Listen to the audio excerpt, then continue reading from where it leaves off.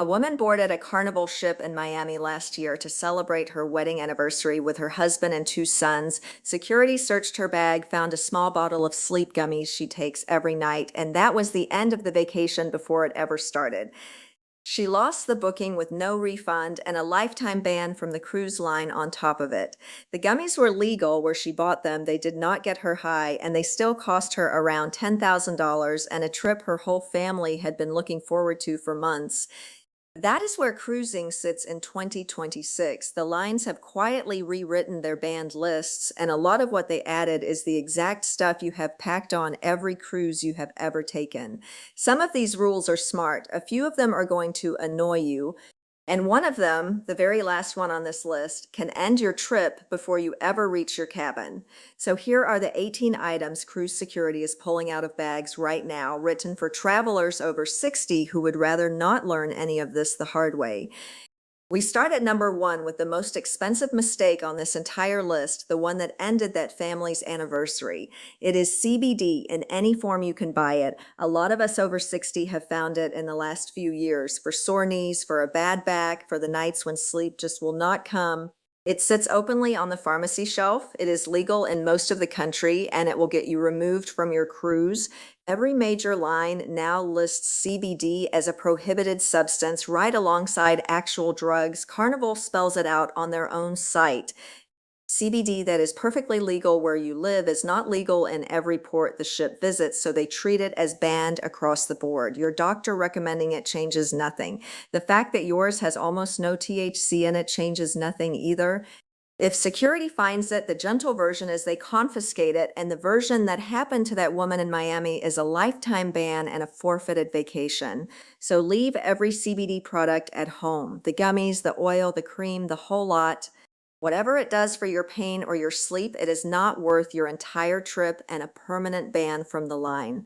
Talk to your doctor about what you can legally pack instead, and keep anything you do bring in its original prescription bottle with the label intact.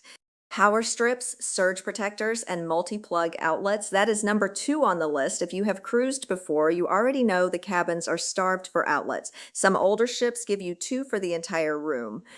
So for years, the Smart Packer brought a little power strip, and for years, everyone got away with it. That door is now firmly shut. Royal Caribbean bans power strips, extension cords, surge protectors, and as of this latest update, multi-plug outlets too. Not only the surge protected ones, almost anything that turns one socket into several. I will be straight with you. This is one ban I think is completely fair, so I am not going to pretend otherwise. A surge protector built for your living room was never designed for a ship's electrical system, and a cabin fire in the middle of the ocean is the single thing a cruise line fears most. That rule earns its place. What you can still bring is a charging hub that has only USB ports and no regular wall sockets on the body of it. Pick it up and look at it closely. If it has even one slot for a normal three-prong plug, leave it home. If it is USB only, you are fine, and you can run the phone, the tablet, and the camera off that one stubborn outlet without a fight. Number three, and Carnival has banned Bluetooth speakers outright, the white noise kind included. Not just at the pool, but everywhere, including inside your own cabin with the door shut. Try to bring one at embarkation, and they will take it and hold it until the cruise is over. Buy one in the gift shop on board, and they will hold that one too, which tells you how serious they are. The official reason is so you can hear emergency announcements. The real reason, if we are being honest with each other, is the handful of people who treat the pool deck like their personal music festival. Most of us are quietly grateful for that.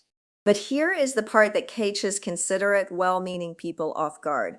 A lot of Bluetooth white noise machines count as speakers under this rule, and plenty of us cannot fall asleep without one. Now, for the distinction that actually matters, Carnival has clarified that a plain white noise machine is not the target. It is the Bluetooth ones that get pulled at security. So if yours pairs to your phone over Bluetooth, leave it behind and pack a simple plug-in white noise machine or a small bedside fan instead. You get the same steady hum, no trouble at the scanner, and you still sleep through the night. Number four, electric blankets and heating pads, and this is the one that genuinely stings because it hits exactly the travelers who feel the cold. A cruise cabin's air conditioning runs Arctic. The ship cannot simply turn it off for you, and a great many of us over 60 travel with a heating pad for an aching back or an electric throw to actually feel warm overnight. Royal Caribbean now lists electric blankets and heating pads right on the prohibited page in the same breath as coffee makers and oil diffusers. Anything that produces its own sustained heat gets treated as a fire risk, and that handy auto shutoff feature does not buy you an exception. Security flags it at the scanner and pulls it out of your bag. Here is the better news. The replacement costs you nothing and honestly works better. Ask your cabin steward for extra blankets the moment you board before everyone else on the deck has the same idea, and they will pile them on without blinking. Pack a warm fleece and a proper pair of bed socks. For a sore back, a long hot shower, or a visit to the ship's spa does more good than any travel heating pad ever managed. Number 5 has nothing to do with the ship and everything to do with where the ship stops, and it is camouflage clothing. If your cruise so much as touches the Caribbean, leave anything camouflage at home. Not because the cruise line says so, but because in several of those countries it is flat out illegal for a civilian to wear it. Barbados, Jamaica, St. Vincent, Grenada, and others reserve camo for their military, and they do not carve out an exception for a tourist who simply did not know. This is not a matter of a stern look from a local. In Barbados, the penalty written on the books runs to a fine, jail time, or both, and the ban covers any camouflage pattern, not only the green, a camo cap, camo shorts, even a camo print on your beach bag. They can stop you for any of it. Travelers have been halted in the street, marched back to change, and had the items taken on the spot. This one matters for our crowd in particular, and here is why. A lot of the men reading this are veterans who pull on a camo cap or jacket without a second thought because at home it carries real meaning and real pride. On a street in Bridgetown, it can buy you a very bad afternoon with the local police instead. Pack solid colors for your port days and keep the camo for back home where it belongs. Number 6, the coffee maker, the kettle, the little immersion heater you drop in a mug, all gone now on every major line. That one rule quietly takes out half your morning routine, and the coffee maker is named outright on Carnival's prohibited list. The little coil immersion heaters, the $8 ones, get flagged the instant they cross the X-ray belt, and the crew will pull them during random cabin checks too, not only at boarding. A bare heating element in a small room with nowhere for the heat to escape is exactly what starts a cabin fire, so the lines treat all of it the same. I know full well the ship coffee is not your coffee, and no amount of explaining will change that. But hot water flows around the clock at the buffet. Your steward will bring a pot of hot water to your cabin for free the moment you ask, and a manual pour-over dripper with your own grounds packs flat and costs almost nothing. Bring a box of your favorite tea bags from home because that is one thing nobody at security has any interest in taking. Number 7, walkie-talkies and Wi-Fi baby monitors. For years, walkie-talkies were how families and groups kept track of each other across a big ship. Grandma up on the Lido deck, the grandkids down at the pool, everybody radioing in. Royal Caribbean and Norwegian are now banning them, and on this one the reasoning is real and not nitpicking. A ship runs its bridge and its emergency systems on radio frequencies, and a consumer walkie-talkie can step right on top of those channels. Even the models sold as low power or cruise friendly. The lines got tired of sorting out which ones were genuinely safe and simply banned the whole category. Wireless baby monitors land in the same net, which matters a great deal if you are the grandparent bringing the little ones along on this trip. Their signal interferes the same way a radio does, so Royal Caribbean has officially pulled the Wi-Fi enabled ones from what you can carry aboard. The replacement is already sitting in your pocket. Most lines now build a messaging feature into their app for a few dollars across the whole cruise, and it keeps the family in touch with no static and no walk to the security desk. For a baby sleeping in the next cabin, check whether your specific line still permits a plain audio only monitor, because some of them do, and you want that confirmed before you ever start packing. Boxed wine and bulk alcohol in general, that is number 8, and it is the one people try to beat every sailing. Most lines will still let each adult carry one sealed bottle of wine aboard, and that part has not changed at all. What they have cracked down on is the box. Boxed wine is now a flat no, and the logic behind it is not snobbery. A box is far harder to inspect than a clear sealed bottle, far easier to tamper with, and impossible to control once it has been opened and is sitting in your cabin. That same thinking covers the rest of the bar. Liquor, beer, and hard seltzers are all off the table too, carried on or otherwise. Arrive at check-in with a box of wine and they will either pour it out in front of you or hold it until the very end of the cruise if you are fortunate. Either way, it is not making it to your balcony for sunset. If you want your own wine for the sail away, bring one sealed standard bottle per adult and double check your particular line's rule, because the corkage fee and the allowed bottle count genuinely vary from one line to the next. And while you are reading that prohibited list, glance for the corkscrew too, because a few lines make a fuss about those as well. Number 9, personal Starlink dishes and any gadget that shares one Wi-Fi connection, and the speed with which the lines shut this one down is almost impressive. Ship Wi-Fi is expensive and usually covers a single device, so a few clever passengers started smuggling on their own satellite internet to get around the whole racket. One traveler with a YouTube channel actually brought a personal Starlink mini dish aboard, filmed himself happily using it, and posted the video for the world. The cruise line watched that video, identified the dish, and confiscated it. Now, most lines name personal Starlink devices right on the banned list, alongside travel routers and any hotspot gadget that splits one paid connection across the whole family. Security actively scans for these rogue networks, and the moment they find yours, it is gone until the cruise ends. The stated reasons are interference with ship communications and a real concern about onboard cybersecurity. If you happen to be the tech-savvy one in the family who is already plotting to outsmart the Wi-Fi bill, do not pack the dish. Buy the multi-device plan if you truly need several gadgets online at once, or do the thing cruising used to be famous for and let the open ocean be your perfectly good excuse to be unreachable for a week.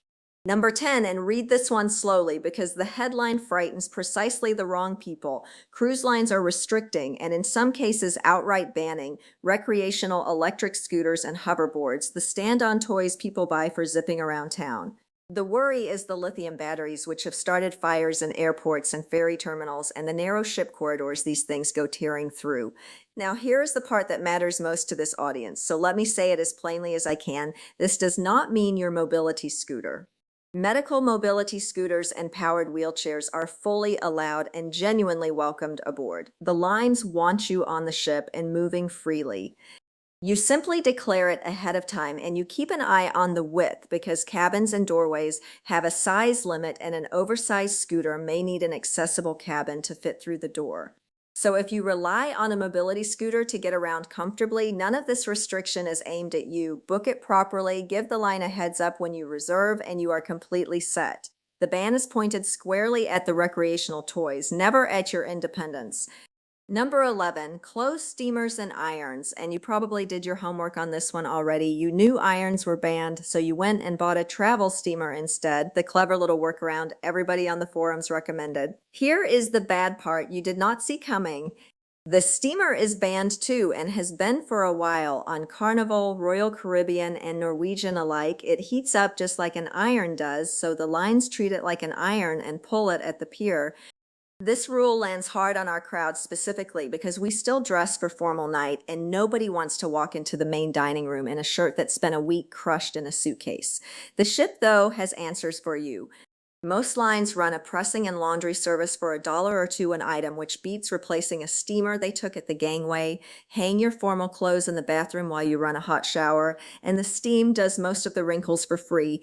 A flat hair straightener, which is allowed aboard, will press a stubborn collar or cuff in a pinch. Number 12, sunscreen, and the bottle itself will sail just fine. The cruise line could not care less what is in it.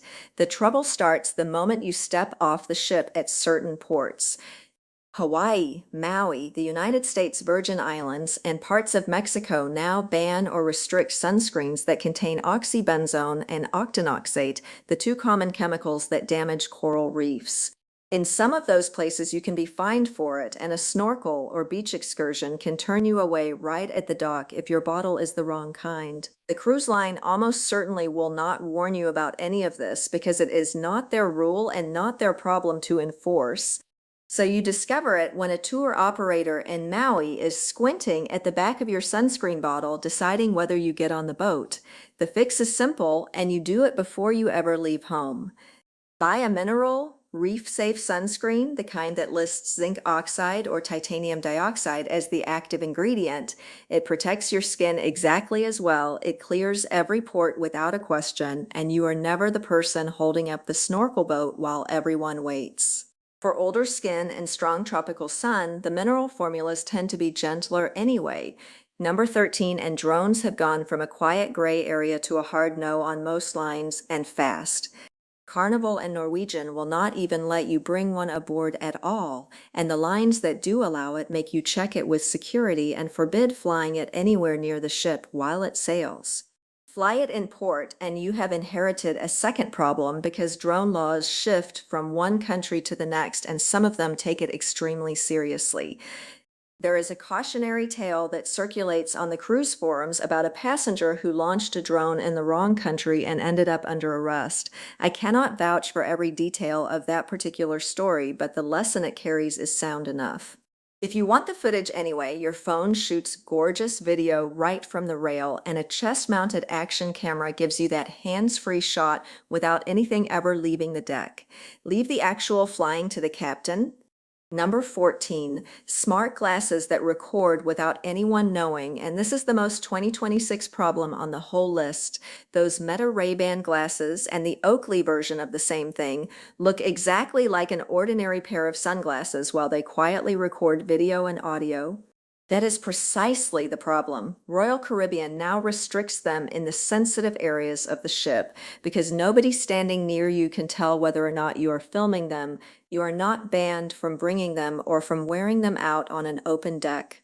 What you cannot do is use them in the places where people reasonably expect privacy, and that means the public restrooms, the children's program areas, the medical center, and the casino. Ignore a posted no recording sign, and ship security has the authority to take the glasses off you. If a son or grandchild gave you a pair as a gift, enjoy them ashore and up at the rail, then slip them off when you walk through the ship's interior or anywhere you spot that sign. For most of us, a regular pair of sunglasses does the same job and never once starts an awkward conversation with a stranger. Number 15, and this is a kinder way to get caught because it almost always comes from a good heart. Homemade food packed with the best of intentions. You baked something at home, wrapped it up beautifully, and carried it aboard. Maybe it is a snack for the long embarkation day. Maybe it is a thank you for the cabin steward who still remembers your name from last year's sailing. Norwegian and the other major lines do not allow fresh or homemade food to be brought onto the ship. The reason is health and customs liability, and it applies whether the food is for you or meant as a gift for the crew. There is a quieter reason on the gift side too, and it is worth hearing. Crew members have reported feeling cornered by passengers offering homemade food they are not actually permitted to accept, which turned a kind gesture into an awkward spot for someone just doing their job. You can still bring sealed, commercially packaged snacks from home, and that is your workaround for both jobs at once.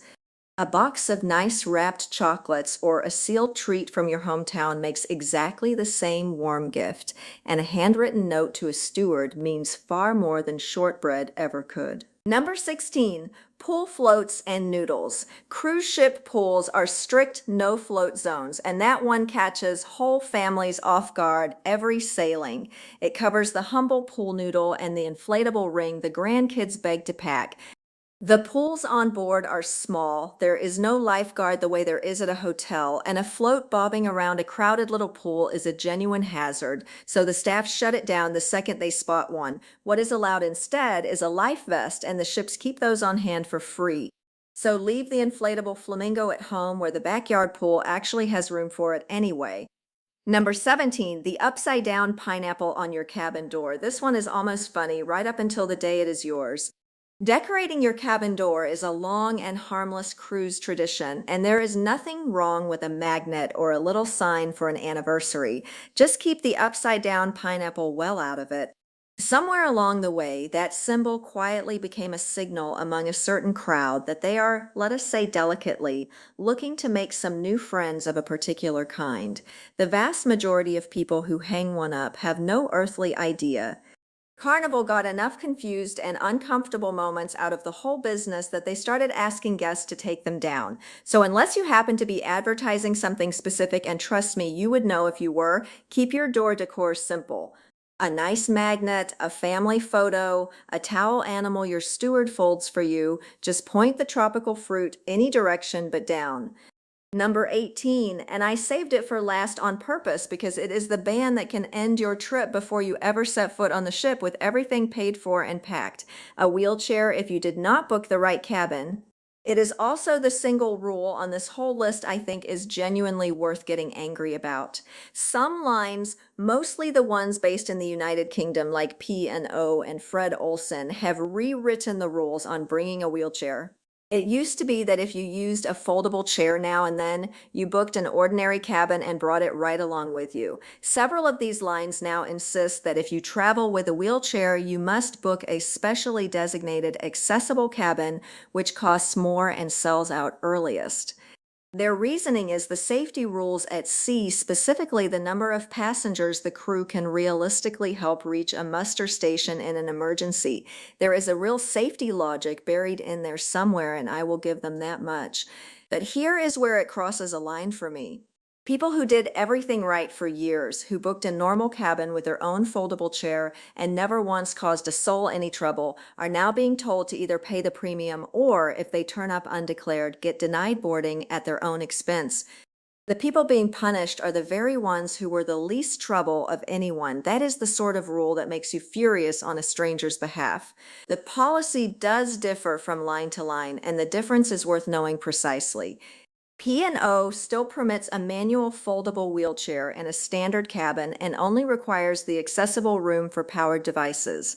Fred Olson runs stricter and wants the accessible cabin for any wheelchair or scooter at all. So do not assume your line works like the last one did.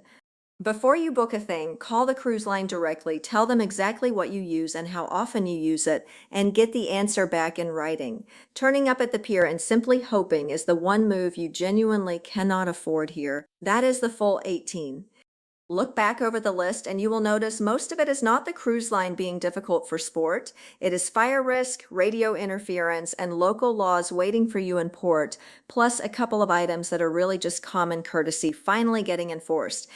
The handful that are genuinely unfair you now know about in advance, and knowing is the entire point of sitting through this. None of this should make you the least bit nervous about cruising. If anything, it should make you the calm one at the terminal.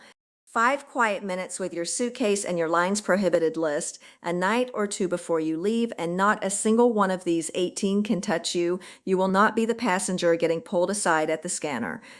You will be the one already up on deck with a drink in hand, watching it happen to somebody who skipped their homework. Tell me in the comments which of these 18 you had absolutely no idea about, or which item you have personally watched get pulled out of a bag at the pier. I read every one of them, and your warning helps the next traveler pack a little smarter.